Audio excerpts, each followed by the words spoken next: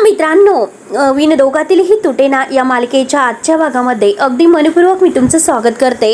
आजच्या भागामध्ये आदिरा घरी आलेली आहे, म्हणून मात्र आता मलिका तिला पाणी वगैरे प्यायला देते आणि विचारते की काय झालं डॉल, तू इतक्या रात्री एकटी का आली? रोहन नाही आला का तुझ्या सोबत?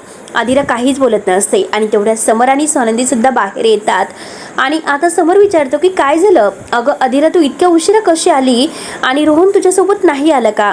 पुन्हा रोहनच्या आईसोबत काही भांडण वगैरे झालं की काय? तरी सुद्धा आदिरा काहीच बोलत नसते, डोळ्यामध्ये पाणी असतं, खाली बघत असते।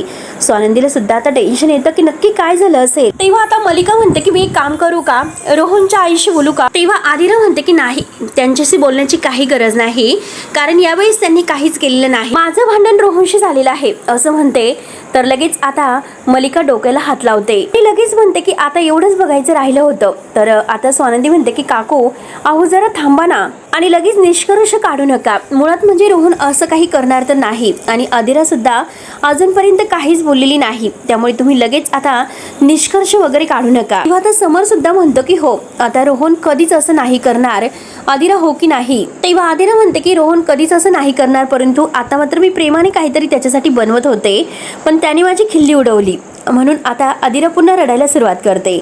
तर लगेच आता मलिकाला तर हेच हवं असतं। मलिका म्हणते की बघ रोहन कसा वागतो आणि बघ ना स्वानंदी, माझा समर आहे तो तुझ्याशी किती व्यवस्थित वागतो, परंतु तुझा भाऊ तो कायम माझ्या आदिराशी कायम असं काहीतरी वेगळंच वागत असतो। तेव्हा स्वानंदी म्हणते की सॉरी आदिरा, अगं मला इतकं सिरियस असेल असं वाटलं नव्हतं, त्याने तुला खरंच इतकं म्हणजे हर्ट केलेलं आहे का? हे बघ मी तुला आय प्रॉमिस करते, मी त्याच्या वतीने माफी सुद्धा मागते आणि तुला प्रॉमिस सुद्धा करते की मी नक्की त्याच्याशी बोलेल म्हणून। तेव्हा आता समर म्हणतो की मला इतकं सिरियस आहे असं नाही वाटत, नवरा बायको मध्ये काकू भांडण तर होतच असतं, असंच काहीतरी असेल, हे जे काही त्यांच्यामध्ये झालेलं आहे तर ते आपण मिटूयात, कारण भांडणं हे आता म्हणजे थांबवायचे असतात, ते आणखीन वाढवायचे नसतात। हे बघ आदिरा आता आलेली आहे, आपण तिच्याबरोबर मस्त बोलूयात आणि व्यवस्थित तिला वेळ देऊन आता सगळं काही डिस्कस करूयात। तेव्हा मलिका म्हणते की हो ना समर, मी जरा जास्तच हायपर झाले, नवरा बायकोल मधील भांडण आहे ती जरा अगदी नॉर्मलच असतात, तू डॉल तू मात्र टेन्शन घेऊ नकोस, आम्ही आहोत ना, चल तू आराम कर, म्हणून तिच्या हाताला धरून मात्र ती आराम करायला सांगत असते। तेव्हा मात्र आता आदिराही मलिका तिला घेऊन आतमध्ये गेलेली असते आणि तेवढ्याच समरला एक कॉल येतो। तर समर स्वानंदीला म्हणतो की मी कॉल घेऊन जरा लगेच येतो, त्यानंतर आपण शतपावली करायला जाऊयात। स्वानंदी म्हणते की ठीक आहे। तेव्हा आता रोहन स्वानंदीला कॉल करतो, स्वानंदी कॉल उचलते आणि रोहन असं म्हणते। तेव्हा रोहन खूपच टेन्शन मध्येच असतो, तो म्हणतो की ताई मला एक गोष्ट सांग बरं, आदिरा तिकडे आलेली आहे का आणि ती तिकडे सेफ आहे ना का, म्हणजे काही काळजी करण्यासारखं कारण तर नाही? तेव्हा स्वानंदी म्हणते की हो ती इकडे आलेली आहे, ती सेफ आहे। तेव्हा रोहन म्हणतो की ठीक आहे, माझी आता काळजी मिटली आणि ती आहे तिकडे, ओके कूल, त्यामुळे मला एवढंच विचारायचं होतं, त्यामुळे आपण नंतर बोलूयात। त्यावरती आता तो फोन ठेवत असतो, तर स्वानंदी त्याला विचारते की एक मिनिट, मला एक गोष्ट सांग की नक्की तिकडे काय झालेलं आहे, ती इतकी तडकाफडकी तिकडे का आलेली आहे? त्यावरती रोहन म्हणतो की ताई अगं दुसरं काय, आमच्यामध्ये भांडण झालेले आहे। तर आता लगेच स्वानंदी विचारते की अरे पण नक्की काय झालं? रोहन आता सांगायला सुरुवात करतो की हे बघ अगं नॉर्मलच आहे, कारण आमच्यामध्ये कधी असं भांडण झाले नाही असं नाहीच, कारण मी फक्त तिची मस्करी करत होतो, नेहमीसारखंच आमच्यामध्ये थोडंसं असं भांडण झालं, पण यावेळेस मात्र आदिराला नक्की काय झालं, तिने जास्तच रिॲक्ट केलं। आदिरा म्हणते की ठीक आहे मी तिच्याशी बोलते, पण रोहन तू सुद्धा जरा सांभाळून वागत जा, तर अगोदरच तिला आईच्या वागण्याचा ट्रेस आहे आणि त्यात जर तू तिला समजून नाही घेतलं, तिला समजून कोण घेणार आहे बरं? त्यावरती आता लगेच रोहन म्हणतो की ताई हे बघ अगं म्हणजे मी यावेळेस मात्र तिने जरा जास्तच रिॲक्ट केलं, मी नेहमी तिला समजून घेत असतो। त्यावरती स्वानंदी म्हणते की बरं ठीक आहे। स्वानंदी म्हणते की ठीक आहे, यापुढे जरा तू जास्त आता लक्षात ठेवून वागत जा आणि यापुढे काळजी घेत जा, काय करून आता मी तिच्याशी बोलत आहे, तू नंतर फोन कर, म्हणून आता ती फोन ठेवते।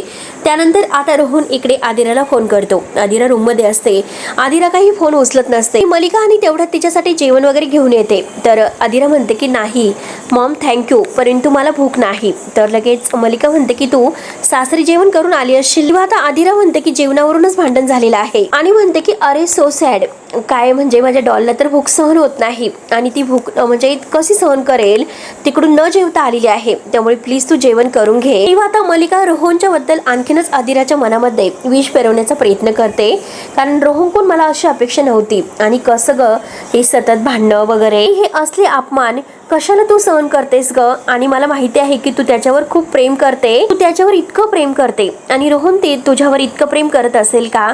सांग बरं मला. आणि हे बघ, तो जर तुझ्या प्रेमाचा रिस्पेक्ट करत नसेल तर तू मात्र विचार करायला पाहिजे. तेव्हा आता आदिरा म्हणते की मॉम हे बघ, मला आता या विषयावर नाही बोलायचं, प्लीज स्टॉप इट. मलिका आता बोलण्याचा प्रयत्न करत आहे परंतु आदिरा भयंकर चिडलेली असते. आदिरा म्हणते की मी तुला एकदा सांगितलं, मला नाही बोलायचं म्हणजे नाहीच बोलायचं, जा लवकर, तू येथून जा बरं. म्हणून ती खूप चिडलेली असते. त्यानंतर मात्र आता लगेच मलिका म्हणते की अगं माझी डॉल, मी तिला माझ्या हाताने भरू का? त्यावरती आता मलिका म्हणते की ठीक आहे, आता मात्र मज्जा करते इथे राहून. आणि आता मात्र हे बघ, तुला काहीच बोलत नाही म्हणून तिच्याशी अगदी गोड बोलण्याचा प्रयत्न करत आहे. आता मलिका म्हणते की ओके ठीक आहे, जाते मी. मात्र आता स्वानंदी आलेली असते आणि आदिरा मात्र डोक्याला हात लावून आता वैतागून बसलेली असते. तिला असं वाटतं की दरवाजा वाजला म्हणजे मॉम परत आली. तेव्हा ती जोरात ओरडते, मॉम मी तुला एकदा सांगितलं होतं ना, तू कशाला परत आलीस बरं? काय गरज होती तुला येण्याची?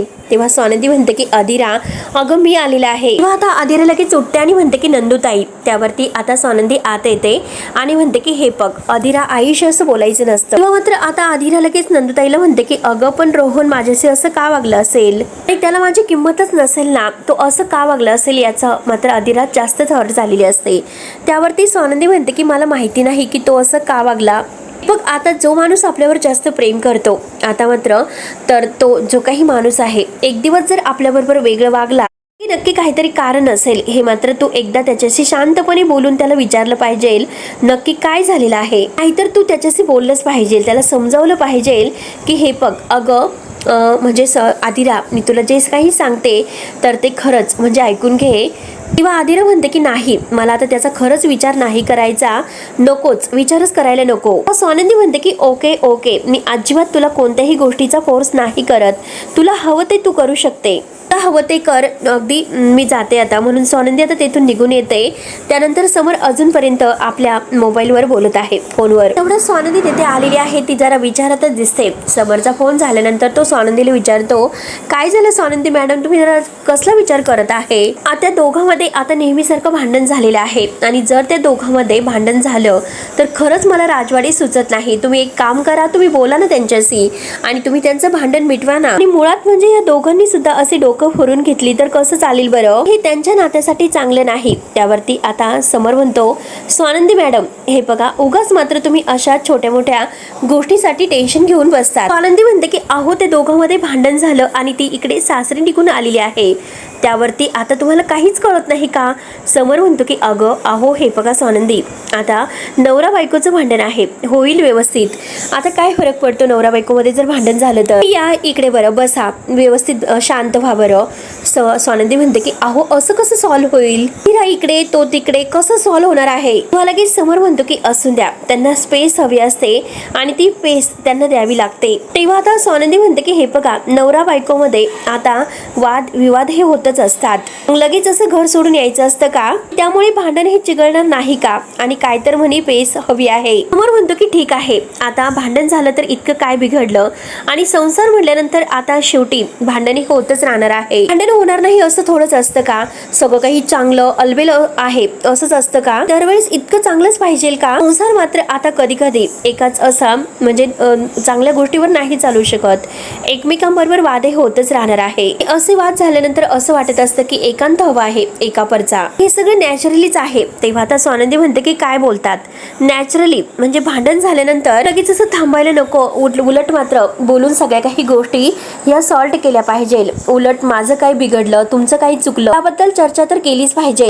प्रेम आहे ना, मग प्रेम. तेव्हा आता समर म्हणतो की हे बघा स्वानंदी मॅडम, कधी कधी हे गरजेचं असतंच. समर म्हणतो की हे बघा, कधी कधी नातं हे असंच फुलत असतं, कधी कधी लांब जाणं गरजेपेक्षा हे अगदी बरं असतं आणि तेव्हाच कुठे आता एकमेकांची किंमत समजत असते. त्यामुळे प्रेम हे वाढत असतं. आणि तुम्ही मात्र आदिरा आणि रोहन या दोघांचं टेन्शन घेऊ नका, सगळं काही छान होईल त्या दोघांमध्ये. आता स्वानंदी म्हणते की नाही, आणि तुम्हाला मात्र ह्या गोष्टीतील गांभीर्य कळतच नाही असे बोलून आता स्वानंदी मात्र रुसून बसते. तर समर पुन्हा तिच्याजवळ येतो आणि म्हणतो की मला ह्या गोष्टीतील गांभीर्य कळतं का? आणि मला फक्त इतकंच म्हणायचं आहे की दुरावा आणि स्पेस हे गोष्टीतील जे काही नातं आहे ते टिकून राहावं यासाठी. तेव्हा आता सुष्मिता ह्या दोघांचं बोलणं बोलणं ऐकत असते तेव्हा स्वानंदी म्हणते की नाही, एकमेकांशी गोष्टी बोलून सॉल्व्ह करणं, एकमेकांबरोबर बसून मात्र सगळं काही वाद मिटवणे हेच मात्र एकमेकांसोबत असणारं नातं असतं. तेव्हा समर म्हणतो की हे बघा, एकमेकांबरोबर बसूनच आता हे सगळं काही सॉल्व्ह करणं हे एकमेकांबरोबरचं नातं असतं. आता ह्या दोघांमध्येच आता ह्या सगळ्यावरून भांडण निर्माण होतो. स्वानंदी विचारते की तुम्हाला माझं नाही पटत का? आता स्वानंदी म्हणते की अच्छा, म्हणजे तुम्हाला असं म्हणायचं आहे की आता जर आपण एकमेकांच्या नात्याला स्पेस दिली, एकमेकांपासून दूर राहिलं तरच त्या नात्याला खतपाणी मिळतं का? बरं ठीक आहे, तुम्ही मात्र आता माझ्याशी बोलूच नका, स्पेस घ्या हवी तेवढी. तेव्हा लगेच आता समर म्हणतो की हे काय मध्ये आता मी रोहन आणि अधिरा यांच्याबद्दल बोलतोय आणि तुम्ही नक्की काय म्हणतात बरं, आपलं कुठून मध्ये आलं? आता स्वानंदी म्हणते की हे बघा, नियम सगळ्यांना सारखेच आहे. समर म्हणतो की हे बघा स्वानंदी मॅडम, सोडून द्या आता हे सगळं. आता स्वानंदी म्हणते की ठीक आहे, तुमच्या पद्धतीने आपण आता म्हणजे वागून बघूयात, नक्की काय होतं ते आपण पेस देऊयात, मी तुमच्याशी नाही बोलणार, ठीक आहे? आता स्वानंदी रुसून बसते तर समर तिला स्वानंदी स्वानंदी स्वानंदी असं करतो. ऐका तरी, बरं ठीक आहे, आता तुम्हाला माझ्याशी नाही बोलायचं तर मी सुद्धा कुणाशी नाही बोलणार, तुमच्याशी नाही आणि कुणाशीच नाही. नंतर इकडे मलिकाच्या तर मनासारखंच होत असतं. ती अंशुमनकडे रूम मध्ये येते आणि अंशुमनला रूम मध्ये म्हणत असते की खूप दिवसातून मला चान्स मिळालेला आहे, नाहीतर त्या अधिरा आणि रोहन या दोघांचं जरा जास्तच होतं. वाटत होतं की मात्र आता ती काही परत नाही येणार, परंतु आज मात्र ती भांडून आलेली आहे. तेव्हा अंशुमन म्हणतो की अगं मॉम, तुला वाटतं का अधिरा रोहन पासून दूर होईल म्हणून? तर मलिका म्हणते की अरे पण त्यासाठी मात्र आता सूत्र ही हलवी लागतील, साठी फक्त प्रेम नाही तर त्यासाठी आता समजूतदार असा पार्टनर हवा असतो आणि हे मात्र मला तिला सारखं सांगावंच लागेल. आणि बघ, माझी डॉल मात्र आता लगेच स्वतः त्याला सोडून येईल म्हणून. तेवढ्याच सुष्मिता मात्र आता स्वानंदी आणि समर या दोघांचं बोलणं ऐकून लगेच तेथे येते आणि मलिकाला म्हणते की मला तुम्हाला एक गुड न्यूज द्यायची आहे. तेवढ्यात मात्र आता मलिका म्हणते की बघ, हिला बघून मात्र मला अप्पीची आठवण आलेली आहे, माझी अप्पी सुद्धा अशीच न्यूज घेऊन यायची. आणि बोल ना बाळा, काय झालं? तेव्हा लगेच आता सुष्मिता म्हणते की अहो मॉमिनला, आई आणि जिजूचं नातं तुटलं. तो मात्र आता हे ऐकल्यानंतर मलिका आणि अंशुमन या दोघांना तर धक्काच बसतो. त्यावरती आता मलिका म्हणते की कसं शक्य आहे? तर लगेच स्वानंदी म्हणजे सुष्मिता म्हणते की हो, खरंच त्या दोघांमध्ये भांडण झालेलं आहे, दोघं एकमेकांशी बोलणारच नाही. हे बघा मॉम, अहो मी आत्ताच बघितलं त्यांच्या रूम मध्ये, ते दोघं मात्र एकमेकांशी खूप भांडत होते. जे काही आता समर आणि स्वानंदी या दोघांचं रूम मध्ये सुरू होतं तर ते सगळं काही मात्र आता ही सुष्मिता मलिका आणि अंशुमन या दोघांना सांगत असते. हे सर्व ऐकल्यानंतर मलिका म्हणते की हो हो, अजिबात तू काळजी करू नका, तुझी मॉम इन लॉ आहे ना सुष्मिता, तू अजिबात टेन्शन घेऊ नकोस, त्या दोघांना एकत्र परत आणेल. आता सुष्मिताला वाईट वाटलेलं असतं म्हणून मात्र आता मलिका तिच्यासमोर हे सर्व नाटक करत बोलत असते. आणि आता तू जा बरं रूम मध्ये, काही टेन्शन वगैरे घेऊ नकोस, केसांना तेल वगैरे लाव, मालिश कर, तोपर्यंत अंशू येत आहे. म्हणून आता ती बरोबर सुष्मिताला शांत करते. मलिका म्हणते की आता सगळं काही माझ्या मनासारखं झालेलं आहे. समर आणि स्वानंदी या दोघांमध्ये आता दुरावा तर आलेला आहेच, परंतु आता माझी डॉल सुद्धा परत आलेली आहे. त्या दोघांमध्ये आता इतकी स्पेस वाढवायची की त्या दोघांना कायमचं वेगळं करून टाकायचं असं म्हणत असते. त्यानंतर इकडे रोहन घरी आलेला असतो आणि तो नाराजच असतो. तेव्हा लगेच आता मंदा त्याला म्हणते की रोहन जेवण करून घे. त्यावरती आता रोहन म्हणतो की मला भूक नाही, नकोय. तर लगेच मंदा त्याला म्हणते की अरे दिवसभर थकून भाकून आलेला आहे आणि कशी तुला भूक नाही म्हणतो. हे बघ, उगाच त्या अधिराचा राग मात्र तू जेवणावर काढू नकोस आणि त्या अधिराचं काही टेन्शन घेऊ नकोस. तेव्हा मात्र आता लगेच रोहन म्हणतो की आई तू काय बोलतेस, प्लीज तिला काही बोलू नको. तेव्हा लगेच आता ही मंदा म्हणते की मी तिला कसं बोलू नको, बाबा आता सर्व काही ऐकून घेता. रोहनला विचारते की तिचं आणि तुझं काही बोलणं झालं का? रोहन म्हणतो की नाही बाबा, ती फोन नाही उचलत, ताईशी माझं बोलणं झालेलं आहे, अधिरा तिच्या घरीच गेलेली आहे. तेव्हा आता मंदा म्हणते की अरे वा, अरे मात्र मस्त भांडण करायची आणि जाऊन आपल्या माहेरी राहायचं. तेव्हा आता लगेच बाबा म्हणतात की काय झालं, ते तिच्या हक्काचं घर आहे, तुम्हाला म्हणजे तिच्याबरोबर चांगलं वागता नाही आलं म्हणून ती गेली. त्यावरती आता लगेच मंदा म्हणते की हो का, तुम्ही कोण आहात? तिचे वडील नाही तर तिचे सासरे आहात, म्हणून जा चांगलं तिला समजावून घरी घेऊन या. इतर प्रोफेसर होतात, जा ना मग समजावा तिला. आता रोहन म्हणतो की आई प्लीज, अगं एकतर माझं इथे डोकं नाही चालत, मग प्लीज मात्र तू शांत हो. तर आता लगेच बाबा म्हणतात की अरे रोहन, तू का मात्र अशी चिडचिड करतोस? आणि बाबा मात्र आता मंदाला बोलत असतात की तुझी आई आहे ना, ते रेडिओ आहे, ते बटन मात्र चालूच राहणार, ते बटन कधी बंद नाही होणार. आणि आता तुझा मूड खराब झालेला आहे, त्यामुळे तू एक काम कर, तुझी बाईक घे आणि मस्त लांब फिरून ये आणि मस्त एखादा सिनेमा सुद्धा सुद्धा बघ. तेव्हा आता मंदा म्हणते की काय बोलतात, आपली मुलं आहे आणि वाईट वळण लावतात. रोहन हे बघ तू दिवसभर दमलेला आहे, जेवण करून घे. पण रोहन म्हणतो की मला भूक नाही आणि तो आपल्या रूम मध्ये निघून जातो.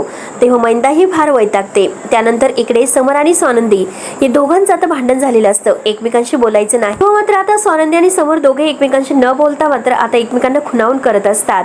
तर आता स्वानंदी मात्र एका ठिकाणी बसते आणि आता हातवारी करत म्हणते की स्पेस हवी होती ना, घ्या मग स्पेस आणि एक रॉकेट घेऊन मस्त हवेत फिरत राहा. त्या स्पेस मध्ये आपल्या मनात बोलते. तर समर सुद्धा आता तिच्याकडे बघतो आणि मनात म्हणतो की मी तर आपलं असंच जनरल बोललो होतो, यांना इतकं सिरियसली घेण्याची काय गरज आहे, मी सुद्धा नाही बोलणार आता. पण मात्र आता समर लगेच आता बाजूला जातो. तेव्हा स्वानंदी म्हणते की आता का बघतात माझ्याकडे, आणि फाईन, कितीही चोरून चोरून जरी तुम्ही बघितलं तरी सुद्धा मी तुमच्याशी नाही बोलणार.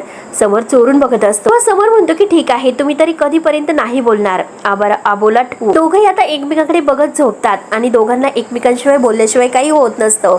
तर मित्रांनो, हा भाग येथे संपतो. पुढे नक्की काय होईल हे बघायला विसरू नका. तोपर्यंत धन्यवाद.